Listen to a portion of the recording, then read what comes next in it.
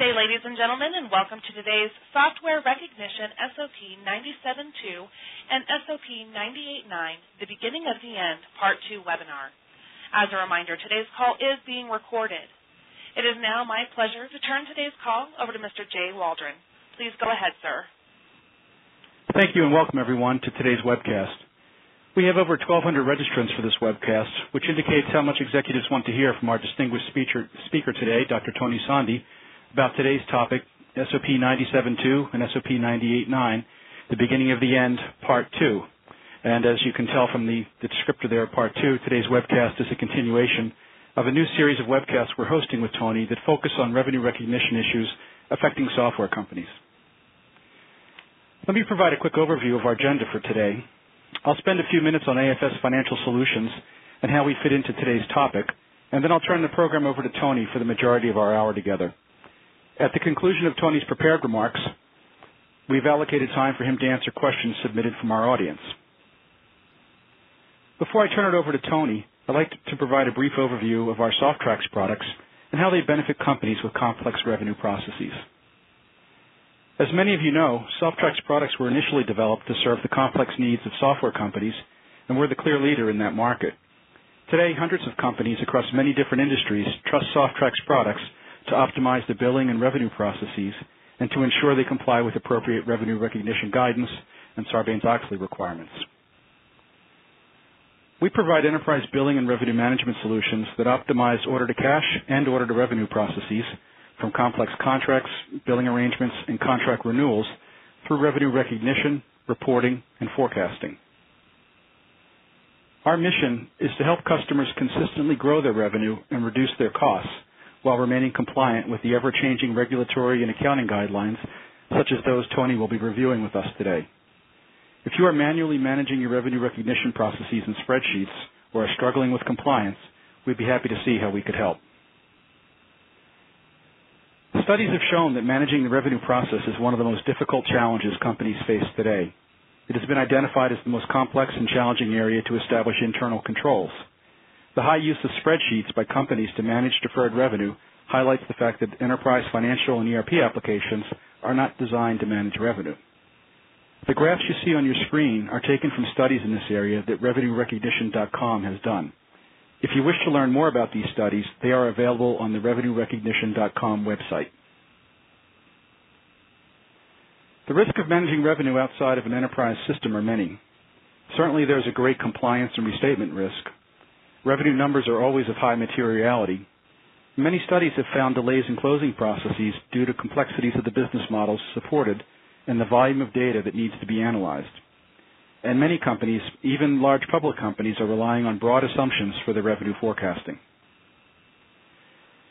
Studies have shown that companies that rely on manual processes struggle to consistently comply with complex and changing revenue accounting guidelines. Initially, this was principally limited to software companies with the introduction of 97.2. Since that time, there's been a number of new revenue guidelines that companies across many different industries have struggled to comply with, latest example being EITF 081 and 093. What many companies are coming to recognize is that in order to ensure that they remain compliant when they introduce new products and billing models, as well as when accounting standards change, they need to systematically manage their order-to-revenue process as a separate and distinct process from order-to-cash. Over the past 10 years, we've had the opportunity to work with hundreds of companies to systematically manage and optimize their order-to-revenue processes, from the initial execution of a contract through the complete revenue lifecycle. Based on this experience, there are three key areas we recommend you focus on to ensure an effective and compliant order-to-revenue process. The first consideration is adopting best practices around the order-to-revenue process is to establish fair value, or in the case of 081, selling price, for your products in the various markets in which they're sold. In doing this, you want to make sure that the way you establish and manage fair value is consistent with the way you go to market.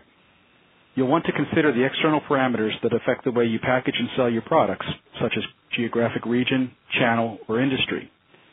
To do this most effectively, you'll need a centralized repository of revenue data containing all of your actual selling price information for the appropriate periods, with the ability to analyze and sort it by the relevant parameters that affect your pricing, such as geographic region, channel, or industry. The second best practice consideration is revenue allocation. Depending on the particular guidance you're following, you will need to identify all separate units of accounting for each arrangement, even if they are not separately billed for. You will then need to allocate revenue using the fair value you have established for these units of accounting. To do this most effectively, you need a repository of fair value prices for each unit of accounting we just discussed. You then need a process to consistently allocate revenue across all units of accounting in the arrangement using your fair value prices. Third, for each unit of accounting in the arrangement, you need to manage the revenue schedule and ensure all revenue recognition conditions have been met before releasing revenue for that unit. You will want to systematically track revenue allocations for each arrangement as well as revenue release conditions to support your audit and compliance requirements. And, of course, you want to manage your ordered revenue process without restricting your ability to evolve the way you price, package, and deliver your products and services to the market. From a government risk and compliance standpoint, you want to ensure that all data relevant to your order to revenue process is stored in the controlled, auditable system, including billing information, revenue allocations, and revenue recognition conditions. And you want to ensure you have the appropriate level of reporting and documentation to maintain your established fair value, as well as support your financial audit and compliance requirements. It's now my pleasure to introduce Dr. Tony Sondhi. We've had the pleasure of working with Tony for many years now. He's the co-author of the 2006 and 2009 editions of the Revenue Recognition Guide and the Analysis and Use of Financial Statements. Tony is a member of the Emerging Issues Task Force, the Financial Accounting Standards Board, its Agenda Committee, and its 2008 Working Group on EITF 081. He'll talk at the end about the many valuable programs he runs across the country for people who need to spend more time on this. We're delighted to have you back, Tony. The floor is yours. Thank you, Jay. Jay, as you had said, this is the second in a series, our objective is to inform our participants of where financial reporting for software transactions is going. And what I want to do today is introduce a bunch of different issues, talk about how one should review this, what kinds of questions one needs to ask. And I want to also introduce some concepts from the proposed revenue recognition standard, the exposure draft of which will be provided shortly by the IASB and the FASB. This is a joint project. It is rather significant. It will bring about some extraordinary changes, and it'll help to start getting used to what they're going to require. It's still a fair amount of time before you have to start using it, of course, and there's a due process that must be completed. But at the same time, I think it's quite possible that that's the standard we'll be looking at and using, and therefore I think it's a good time to start thinking about the different issues. So let me begin today by, as I said, discussing some of the questions and issues that you have to ask yourself today. So if your products, if your deliverables today have some amount of software, and I'll show you whether, we'll talk about incidental versus relevant, this, that, etc. But basically, the fundamental question is what accounting guidance applies today. And then from there, you spring to the next question, which is, are any of your deliverables, whether they're products or services, would they be subject to 093 today, or are they soon going to be subject to 093? And I'll explain that in a second as well. The other question is that the other next question would be that if you have some software deliverables or software in some of your deliverables, and those you decide are not yet eligible for 093, then will they soon become subject to 093? With respect to the next issue that I think we need to think about, or you need to consider, is if 093 does not apply then which accounting guidance applies today, which will apply because of the way your products, your service deliverables, the way they're changing because of the way you respond to the marketplace. As those changes occur, what will be the next issue that you need to think about? What accounting issues do you need to look at? So let's take a look then at what I've got here is a very simple diagram. Think of this as a timeline. And what I want to show you here is that on this timeline, to the left, at the start of it, let's say we've got some deliverables, one or more of your products and services that have some software. So I think your first question should be effectively, what is it?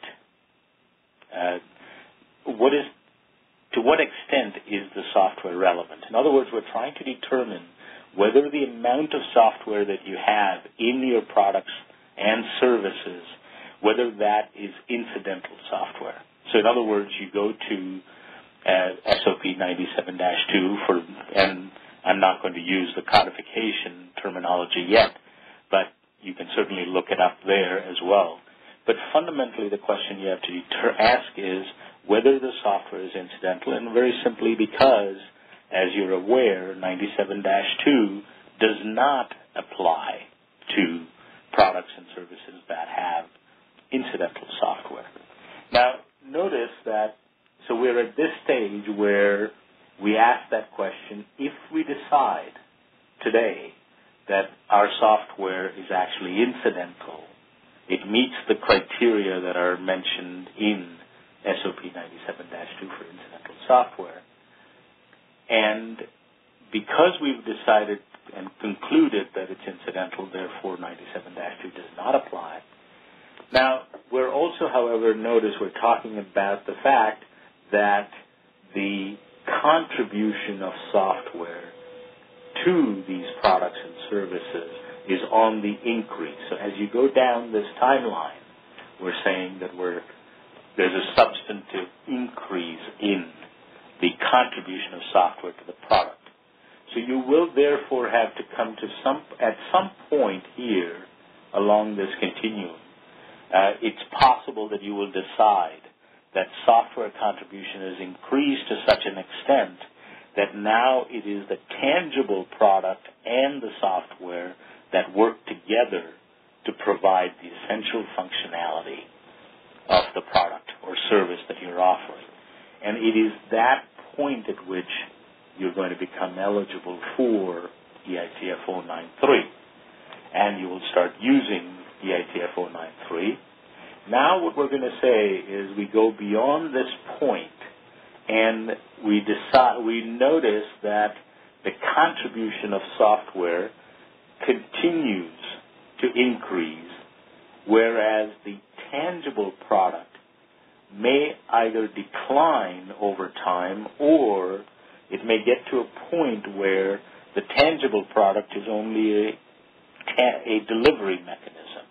Now, when you get to that point where the tangible product is, in essence, a delivery mechanism, then, of course, you're no longer eligible for 093, but that your product or service where software is now far more than incidental, you're on your way, in effect, to having to use 97-2. Now, please keep in mind, the point I've made in the middle over here, it's not necessarily in the middle of this, but somewhere along this continuum, you will have a decision to make, and that is, do you want to continue licensing this software product, or do you want to change the way in which you deliver this to your customers and maybe become a software as a service company? So this is the fundamental sort of way in which you have to assess this, I believe. So keep in mind this continuum where you begin with a tangible product or service that uses software, but initially we're saying that the software is incidental to the functionality of the product, and over time that functionality increases. So now, as I said, one of your issues is, are you subject to, I should say, 093. So let's take a look at that. Now, just a brief discussion of some of the most basic concepts that would tell you that you're in 093. Of course, the most fundamental principle is that when you have a tangible product or service in which software and non-software components work together, to deliver the essential functionality of the product. If you're at that point where the two are working together, then you're in 093. Now, there's some related principles that we need to keep in mind. For example, undelivered elements that relate to the software that's essential to the tangible product's functionality. In other words, if you are selling a tangible product which contains the software, the two work together, in other words, to provide the essential functionality, for that particular product where you have a single deliverable, right, because the software and the hardware, let's say, are working together to provide the essential functionality. When you have that single product and you sell, let's say, post-contract support, in other words, an undelivered element at the inception of the contract, then in that case, both the tangible product, which includes software, and the post-contract support on that product, they're both subject to 093. Now, two other things that I want to mention. If you only infrequently sell the tangible product without the software, then we say that there's a rebuttable presumption that the software is still essential to the functionality of the tangible product. So that simply, it says, we didn't want to say that it should be always sold together. Also, we said, so long as it's only infrequent that you sell them separately, you're still under 093. Now, the next thing is that we did not require that the software be embedded within the tangible product in order to be considered essential. But the point is that the two need to work together to provide the functionality. And the last item that I want to mention along the fundamental principles line is that the non-software component of the tangible product must substantively contribute to the essential functionality. So remember, in the continuum, what I had said was you start with a tangible product, and in other words, there is a non-software component and a software component. But on the left-hand side, at the onset of that continuum, my contention was that the software is incidental. As you go over time, as you develop that product or deliverable, you find that you're increasing the contribution of the software. The software is becoming more important. But at the same time, what we were saying here is that the non-software elements must substantively contribute. And then if you'll notice, I had pointed out you could get to a stage where the non-software element didn't matter as much. In other words, or it became a delivery mechanism rather than anything, and what the customer actually was purchasing was the software itself, in which case you'd end up in 97.2. So that's what I wanted to sort of be very clear. I want you to be very clear about. You must determine where along that continuum your products and deliverables sit, because that's what's going to help you determine the actual accounting for them. Now, having said that, let's take a look at the next really critical concept that I wanted to talk about in today's webcast, and that is, if you are subject today to 97-2, or let's say 98-9, then the basic question that you're facing is that once you become subject to 093, how is that going to affect your accounting? And, of course, from my perspective, the fundamental question is what is the expected impact on the amount and timing of revenue recognition? And the reason we need to understand this, of course, is that the separation and allocation criteria and requirements of 97-2 and therefore 98-9, those are substantively different from the separation and allocation criteria of 093, because once you're in 093, separation and allocation is that of 081.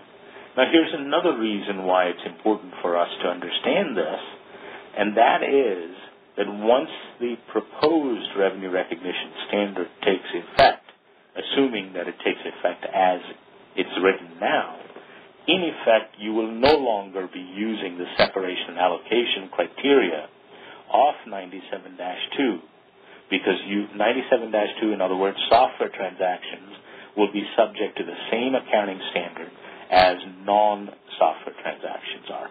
In other words, only the 081 separation allocation guidance will be carried forward. And by the way, the 081 separation allocation guidance is substantively carried forward in the proposed revenue recognition standard. Or at least that's the way it looks now. So please keep in mind that it's going to become critical for everyone, not only non-software companies, but everyone is going to have to understand and effectively be able to apply 081 to all of their products and services. Now, so what I wanted to do here, okay, is to begin by showing you what the separation allocation, in other words, segmentation issues, are under 97-2. So I begin with a very simple example. I want you to think about multiple element arrangements that contain only 97-2 software hardware. Now, there what we're saying is we've applied 035 to establish that hardware is software related and therefore it's subject to 97-2. And of course we also provide implementation and post-contract support, which once again we've established are software related. Now the reason, of course, I have designed this example in such a way is because I want you to think about the separation guidance under 97-2. Right, so I'm not going to dwell on that at this point, but I want you to think about what the separation guidance is under 97-2. And it has to do with whether service products are essential to functionality and so on, and whether you have VSOE for them, because that's what determines the separation. Now, the actual allocation, of course, is based on 97-2. So it depends, in other words, whether you apply 97-2 or 98-9 is a function of whether you have VSOE of fair value for all of the deliverables. If you have VSOE of fair value for all of the deliverables, then, of course, you're going to remain subject to you'll apply 97-2. Now, on the other hand, if you don't have VSOE of fair value for all of the delivered elements, but you do have it for all the undelivered, then you use the residual method of 98-9. So effectively, then, this is what I mean by saying here that you apply the separation and allocation criteria of 97-2 to all the deliverables in this arrangement. Now, of course, if you don't have VSOE of one or more of the undelivered elements, then effectively you're going to be subject to some delay in revenue recognition. If you have it all, then of course it doesn't delay the revenue recognition. Now our next question is that if we had the same example, the same scenario, what would we find under 081? Because remember, you're going to fall into 081 subsequently or once the new accounting standard goes into effect. So we have the same thing, but let's now start with the assumption that this time the hardware and the software work together to provide the essential functionality of the deliverable. And you have the same service elements as in the first scenario, that is, you're offering implementation and PCS. So effectively now the question is, what segmentation model should we use? And that segmentation model, of course, is that of 081. Now the question then is, how is the timing of revenue recognition impacted? The fundamental point here is that under 081, you're not going to be affected by the fact that you don't have VSOE of selling price. Because you do use the hierarchy, you begin with the VSOE of selling price. Failing that, you use third-party evidence. And then failing that, you would go to your best estimate of the selling price. Now, please keep in mind, what that means is that you are not going to have the same delays as you would have had under 97.2, where you were missing VSOE of fair value, because now you must have the estimated selling price. So that's the fundamental difference. 081 effectively accelerates both the amount and timing of revenue recognition. Okay. Now, so as I said, we apply the separation allocation criteria of 081 to all of them, and then the timing and revenue recognition, of course, will occur. Now, what I've done here is I just wanted to show you how the segmentation model differs across the two. So if the deliverables are software, hardware, which is software related, and then the two services that I was talking about, the literature that applies when you have software and hardware is 97-2.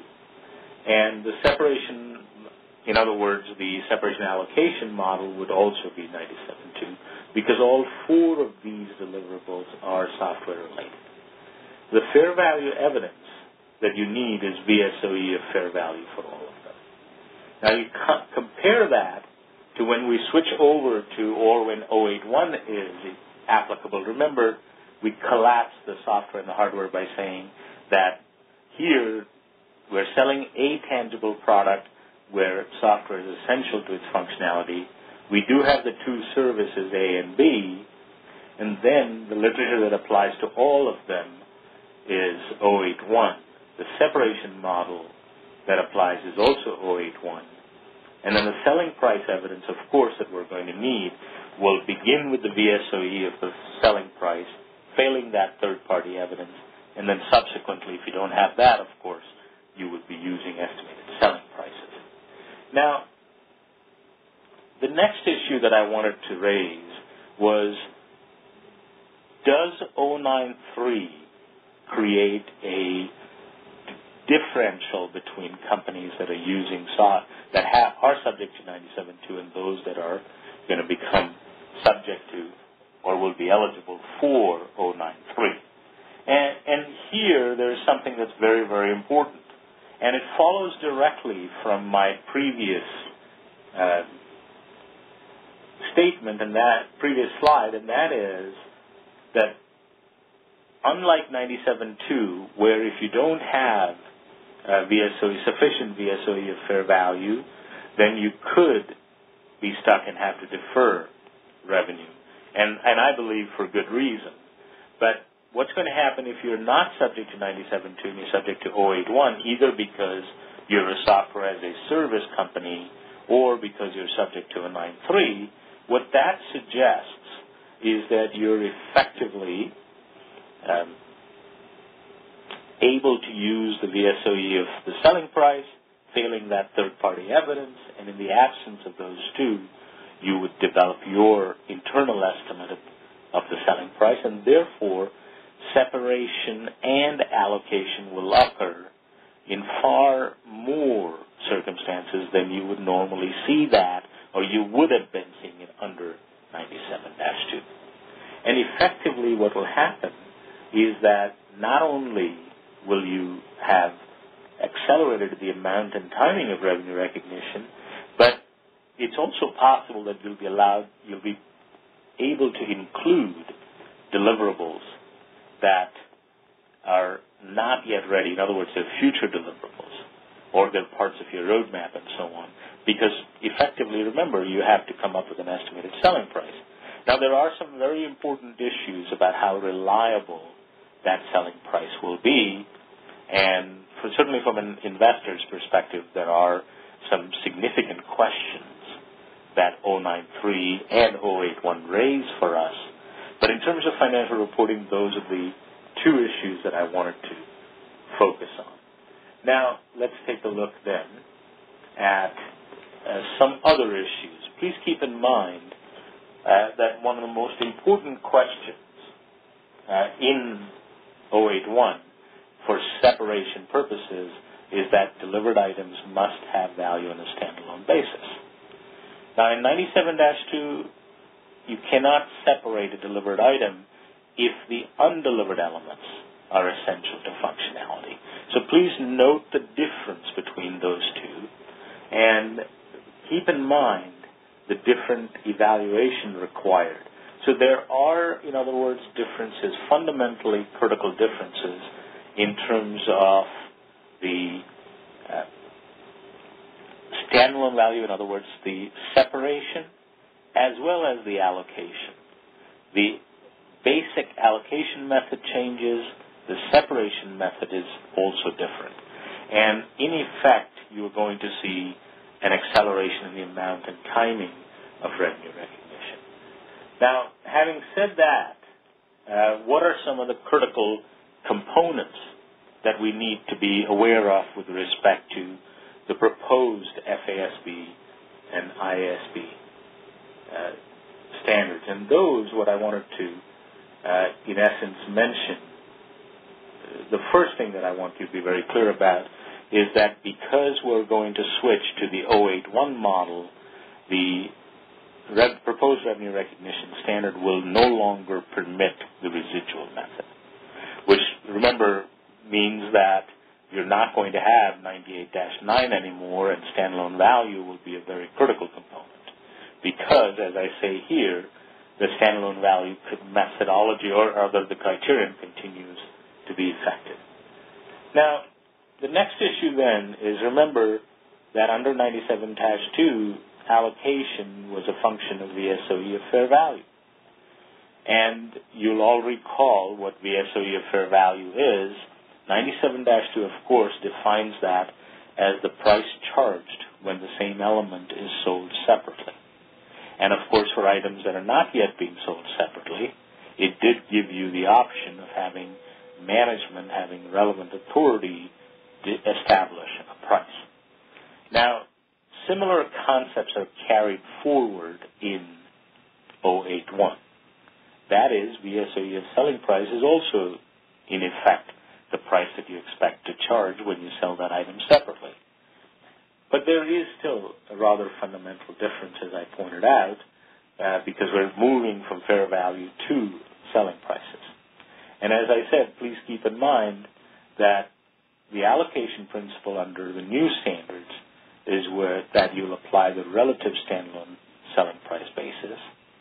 And at the same time, please keep in mind that in order to go there or get to the allocation, you'll need to separate using standalone value. So the question that we're going to have to deal with, and this is what in the markets, this is what we're dealing with here in the U.S., and that is, what are the differences, if any, between the SOE of fair value and an observable selling price under the proposed standard? So those are some of the issues that we need to be very careful about.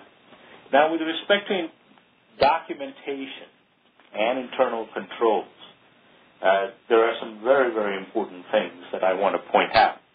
And probably the most critical thing that you need to be careful about is, since standalone value, for example, is going to become much more important, we're going to have to be very careful about, to ensure that we've documented why we say we have standalone value.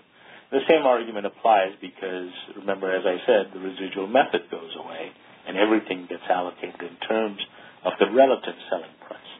So since we don't have the residual method, standalone value is important.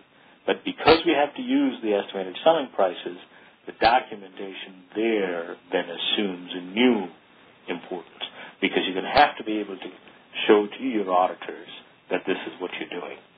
and this is why you're using that particular selling price.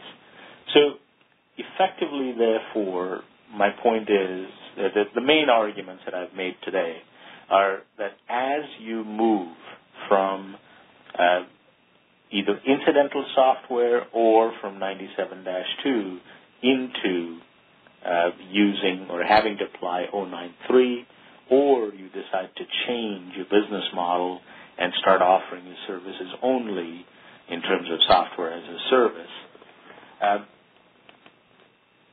effectively you have to be aware of the fact that and start to prepare for the fact that standalone value becomes more important. You no longer have residual method.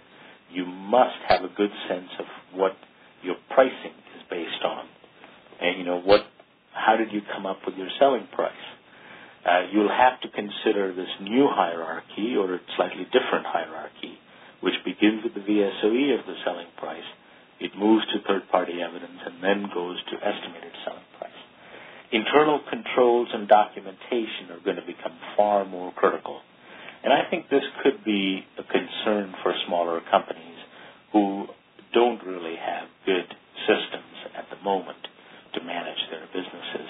The record keeping is far more critical. So again, final point, internal control, documentation, far more significant than it was in the past. Now, the last point I want to focus on is something that Jay mentioned earlier, and just to mention some of the upcoming seminars, we've got a couple of dates and 2 locations, again, East Coast and West Coast, for 081 and for 093. And, that's where I bring a significant amount of the experience that I have in actually helping my clients adopt these 2 standards. And as you'll notice here, I've developed and started offering a new program, a 1-day software as a service seminar. We just did one this week on Monday in San Jose. We've got another one planned for the East Coast, offered on the East Coast on July 30th. And then I've given you 2 new dates for the advanced topics in software, revenue recognition standard. And one other thing I wanted to mention before I turn it back to Jay and answer some of your questions is that another standard that will be changing rather significantly is accounting for leases. And the revenue recognition component of that, of course, is lessor revenue recognition. And I will begin offering a series of seminars in lease accounting as well, starting in the fall of this year. To those of you who are interested, I hope to see you there. Jay, we can start I can answer questions now. Great. Thank you, Tony. Let's get right to the questions. We've got a lot of questions here. So the first question, Tony, this is actually a bit of a long one, so let me try and summarize this for you. Is it a multiple element question? Yeah, there you go. You're going to have to allocate it accordingly. We've applied 081 for separation of a specific element of software, otherwise covered by 97.2. However, we're in the evaluation stage of convergence towards IFRS. What, if any, will be the impact on revenue recognition under IFRS for companies who have applied 081? Well, at the moment, the IFRS they just basically state a very general principle for multiple element arrangements. They don't specifically have, for example, an EITF 00021, nor do they have 081. So in that sense, if you're moving to IFRS prior to the new revenue recognition standard going into effect, then in a sense you don't have an accounting standard or you don't have the guidance.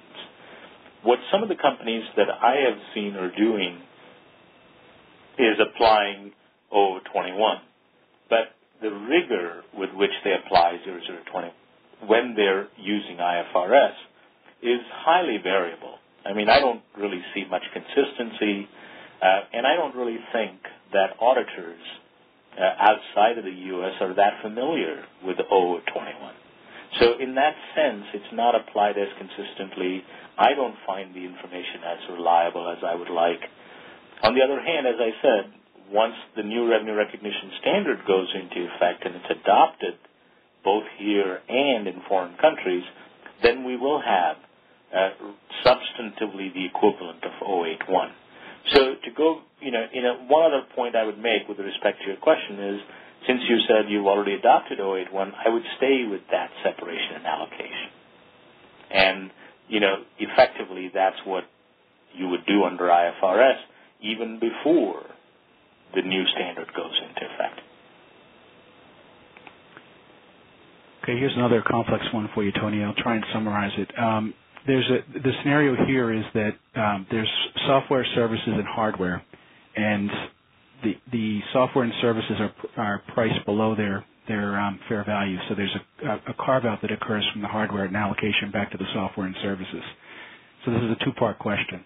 If the hardware is delivered first, would you wait for the software and services to be recognized before you can recognize the carved-out amounts that came from the hardware? And then the second part of the question is, alternatively, if software is delivered first, would you have to wait for the hardware to be delivered before you can recognize the amount carved out from software to hardware? I don't think that it has much to do with waiting or anything. I think the real question, there are some other questions to ask. Can the customer benefit, for example, from whichever item is delivered first without the other? So the carve-outs, what they basically do is the allocation tells you how much revenue you can recognize for each of the deliverables in the multiple element arrangement. So there are some other issues to resolve before we can talk about whether anything has to be set aside or not and how much of it has to be set aside. There might be certain other problems as well with respect to collectability and so on, depending on when the payments occur. But the more important question is about functionality. Okay. Next question is, if you have VSOE for a PCS offering that has both 97.2 and non-97.2 elements, how would you establish relative selling price for each element, and how do you bifurcate the value to 97.2 and non-97.2 elements? Now, there, if I recall, and I do recall correctly, I think, that it started off by saying we have VSOE of the PCS. Yes. So if you have VSOE of fair value for PCS, that's a pretty good indicator of its selling price. So the only thing you need, in other words, in this question, in this scenario, is a selling price for the PCS that applies to the non-software deliverable. And there you'd look to VSOE of selling price if you sell that separately, third-party evidence if other people are providing it in the event you don't have VSOE of selling price. And if you don't have either of those, then you will have to come up with an estimate of the selling price of that PCS. And there what you'd need to do is it's not straightforward establishing estimated selling prices for PCS because they have a significant intellectual property component, obviously. Because you have to do R&D for bug fixes and so on. And so it's not just a simple cost plus some profit margin or anything, because the costs for IP are pretty difficult for R&D and so on. But those are the components of the estimated selling price for the PCS of the non-software deliverable. So now you have an estimated selling price for the PCS of the non-software deliverable, and you have the VSOE of fair value, which is, I think, a pretty good proxy for an estimated selling price for the software deliverable. So you have everything you need to do a relative fair value allocation once you establish the estimated selling price. Okay. And, although you didn't say, the question didn't mention that, I think, even we're assuming that there is some other product or service that's being sold along with this. And, of course, if there's a bundled price for all three, then or more, then you're going to need, if the other deliverables are non-software, you're going to need estimated selling prices for those most likely. If they're software, you're going to need VSOE of fair value. And so the point is that when you have a multiple element arrangement that has both software and non-software deliverables, what you need to do is to separate the software deliverables from the non-software deliverables, first using the VSOE of selling price, third-party evidence, or estimated selling price. Once you've done that, then you separately work with the software deliverables and apply 97-2 to them. For the non-software deliverables, you apply 081 to further separate and allocate. So that's what I would say, Jay. Okay. Next question is, if I sell software and PCS, typically being covered under 97.2, but then host the software for the customer, can I evaluate hosting services under 081, or am I subject to VSOE? Well, you first have to decide whether, the customer has a right to take the software or not. And so, in other words, you have to apply the EITF or the accounting that relates to that to determine whether the hosting has to be considered, or the hosting can be considered subject to 97-2 or not. So let's take both scenarios. In the first one, the terms of the contract say that, let's assume, that the hosting is also subject to 97.2. In that case, you have three 97-2 deliverables, and all you need is 97-2 to separate and allocate. The alternative, of course, is that the hosting is not subject to that, and therefore what happens is you've got a non-software deliverable in there, in which case you will first separate the non-software deliverable from the software deliverables using 081. And then, again, as I said in the previous example. But, of course, it's also possible that the entire thing may not be, under certain circumstances, may not be subject to 97-2 at all, in which case you'd end up applying only 081. But that's a function of the type of transaction, the terms of the contract, and so on. But in broad, terms, that's what you would need to do. Okay, next question, Tony. This company, I'm going to paraphrase here, this company is currently applying 081 and to separate specific elements from software. However, we're in the evaluation stage of convergence towards IFRS. What, if any, will be the impact of revenue recognition under IFRS for companies who've applied 081? Jay, that was the first question, I think. Oh, I'm sorry. Yeah, no, that's all right. We've talked about that. No, we did. Right. You're right. I apologize, Tony. No, that's fine. Okay, so next question is, if you later sell additional licenses for the same software and license sold originally under 97.2, what guidance would you use for the additional licenses? Would they still follow 97.2? And this is where initially you were applying 97-2? Yes. Yeah, then you're still under 97.2. And in fact, there's a couple of paragraphs in 97-2 that deal with that directly. And for certain types of circumstances, there's at least one, if I remember correctly, maybe two technical practice aids, because there are some questions that come up with respect to delivery and so on. But those are fairly straightforward, and they're addressed, and I think they will primarily be 97.2. Okay.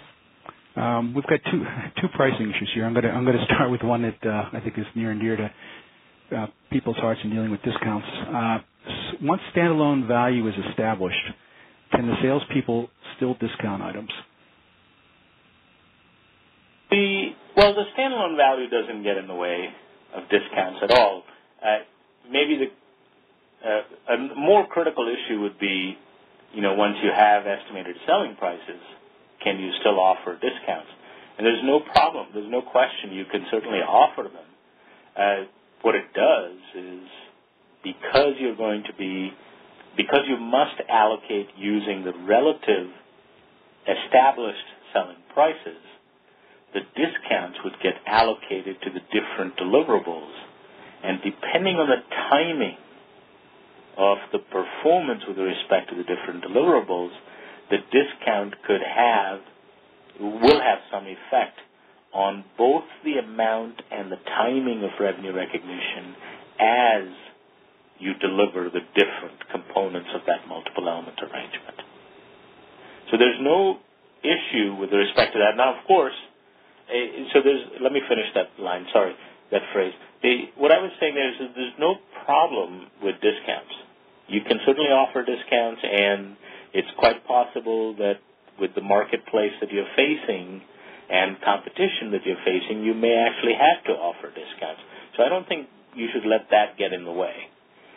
What the concern that I would think about and keep in mind is that if the discounts are variable and you have very inconsistent pricing, that's going to sort of put some pressure on your documentation of the estimated selling price. That's a very difficult thing to deal with, and that's one of the things that I think many companies are trying to figure out. Many auditors are trying to figure out how they want to deal with that, because there's not a huge amount of guidance in 081 on that. But that's what I'd say. Okay, and here's another pricing question and estimated price question. This company is operating under a frame agreement or a general purchase agreement, so their price list for the customer is established up front. The customer then would place purchase orders using that price list for their elements. And the question is, would that price list serve as the estimated selling price? That price list or a stated price, it's sort of like a list price. It's part of the evidence that you would use to establish a selling price. But in and of itself, I don't believe that that's sufficient evidence to serve by itself, just simply the fact that it was stated there, to serve as the estimated selling price. Because the estimated selling price, remember, is defined as the price at which you would expect to sell that item when that item is sold separately. Now, effectively, I think what this question is trying to deal with is, can you have an estimated selling price for a specific customer? Now, I believe that you can certainly stratify your customers. You can have one estimated selling price for wholesale, another for end users. You can have different estimated selling prices in geographic regions. Question is it possible to have an estimated selling price for a single customer? Under certain circumstances, maybe. It would have to be a substantive set of transactions. You'd have to have somewhat consistent pricing and so on. But generally speaking, I would prefer to think of as classes of customers rather than just one customer's stated price serving as an estimated selling price. Okay. That's a good question. Well, we've got a number of good questions in here. Yeah, I see you're having. Let's see here. This company is historically a hardware vendor who is now offering applications. And this is a kind of a broad question, Tony. Who decides whether software is incidental or the client is only buying because of the software applications, or is the hardware incidental and they're only buying it because of the software? Well, the basic principle for that is a series of questions that are in the software revenue recognition standard, or in the codification you look under revenue recognition. And the primary issues there are, you have to think about how critical is the software. So how much emphasis do you put on it in your marketing? How much do you emphasize that in all your product literature and so on? How much do you say about software in your advertising? How much do you actually spend on the software? What's your R&D cost? Are you offering post-contract support on that software? So there's a series of questions that, if you go back to the old 97-2 insert of the codification, we're looking at footnote 2, which spells out the conditions. The accounting firms have been working. There are some additional questions and additional criteria that people have developed over time. But the fundamental, all of the criteria revolve around, how critical are you making the software, and how much money are you spending, in terms of the contribution of the software and the non-software to the functionality that is being sold. Right? That's what helps you determine whether it is incidental or not. And so in a sense, when you said, the question asked who determines that, I guess what we're saying is it's largely based on the way it's set up in the software revenue recognition guidance that helps you determine whether something is incidental, whether the software is incidental or not. One last comment I'd make is that this is an evaluation that you must do over time, and you must repeat it. You do not make a decision about whether software is incidental at one point and then leave it there, because this is, we're talking about dynamic world. We're talking about a world in which businesses change, in which deliverables change, in which the technological life cycle of the product changes. The more software it has, the more likely it is going to change more frequently. So it's very important to have a good team with representatives from accounting, finance, from the pricing area, strategic marketing area, and the legal counsel. This team should analyze and determine whether it's incidental software, and then they should meet regularly. And I would actually document the analysis and keep it as a white paper in the files. Okay, and then we've got a few questions here, Tony, that I'll combine regarding timing. So there are questions around the effectivity of 081 and 093, and then there's also a few questions around the timeline of IFRS and U.S. GAAP conversions. Okay.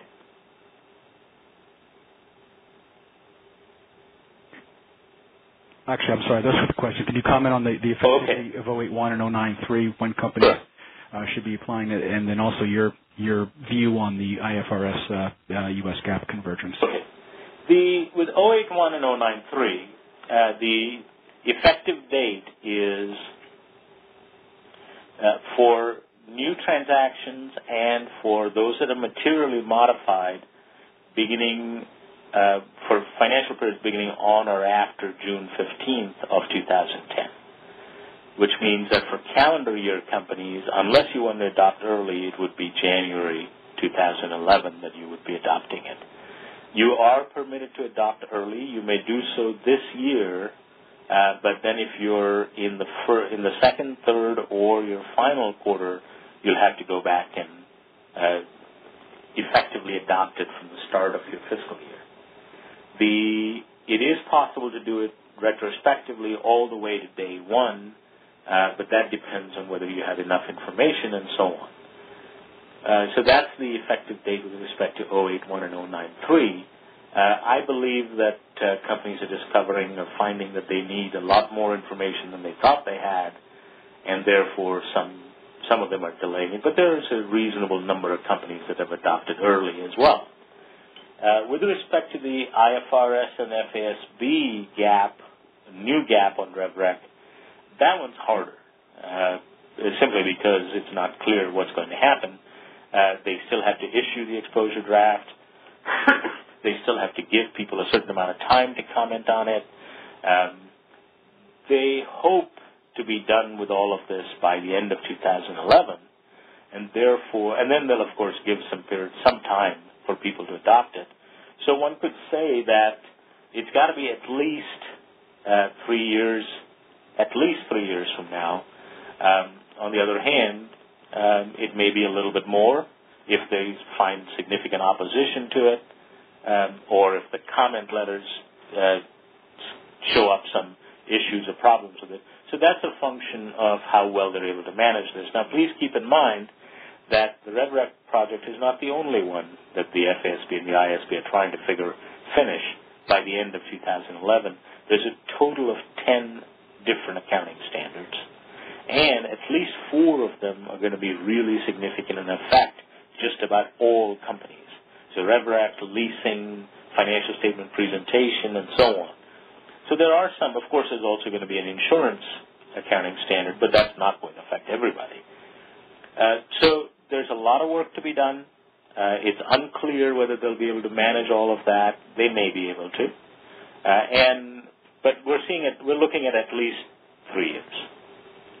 And, as I said, there's just a host of those standards coming out.